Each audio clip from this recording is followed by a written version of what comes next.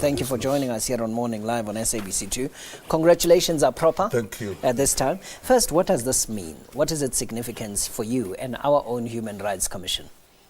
Well, the significance of this position is that we have been elevated to an international level. In other words, we are taking leadership at an international level. Okay. Because the institution consists of the 4 regions of the world, where America, Asia, Africa, and Europe. Yeah. So we are on top of the management of that particular institution.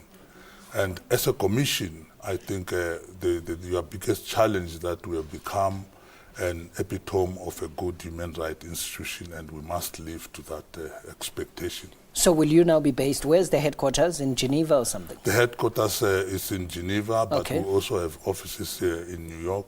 Yeah. I'm going to remain with the Human Rights Commission here in South Africa, because a lot of the administrative work, you do it here at home. You Yeah. open a branch within the commission. Okay. But going for meetings, we go to Geneva and New York. How many member countries are part of this association?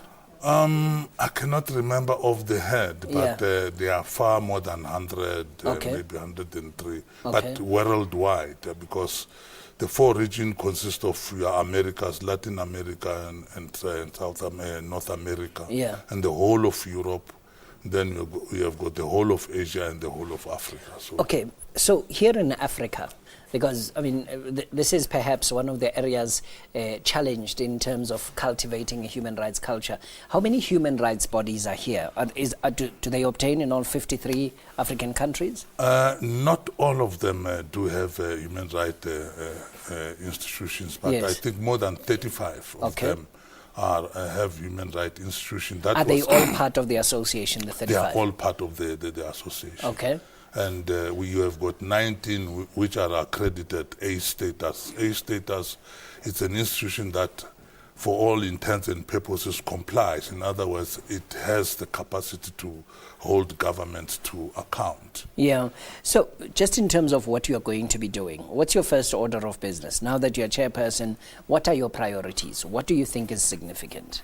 I think the order of business, the challenge within the ICC, number one is that it doesn't have a secretariat within Geneva where you will have your institutional memory. Okay. So the main issue will be to establish that that institution, so that even when I step down, there is a memory in Geneva. Unlike now, as we are coming in, we're scratching around trying to get information from my previous chairs, which is New Zealand, Canada, and Australia. Okay. So that is the main challenge that is facing us. That is the home of the institution. Okay, I've just Googled quickly. So you've said you estimate about 103 countries are member states of the association. So I was Googling how many countries in the world, and it says here that it varies. I mean, it's not quite certain, from 189 to 196. So they use a median of 193. So clearly, if there's 103, there's still 90 other countries who do not form part of the association. Does not being part of the association bring into question your commitment to a culture of human rights as a country? Well, it does. I think the biggest culprit is America. Okay. Because they are not mainly participating. You have fewer. But coming to Asia, because of their historical background, in Africa, you'll notice that there is a bigger number. Mm-hmm. And also in Europe. In America, for instance, your bigger number is Latin America, because of their background. So the United States is not a part of the association? You do have here and there, but it's definitely not an active part in the association. Okay. So just looking ahead, how long is the term for with you as chairperson? It's a 3-year term. Okay. It's it involves rotating. a lot of traveling for you as you... Quite a lot of traveling between here, Geneva, New York, and Okay. sometimes to the troubled area with the High Commissioner for Human Rights. Yes. Well, congratulations. Thank you very much. All of the very best. Advocate Lawrence Mushwana is chairperson of South Africa's Human Rights Commission. He is also now chairman of the International Co-ordinating Committee of National Institutions for the Promotion and Protection of Human Rights.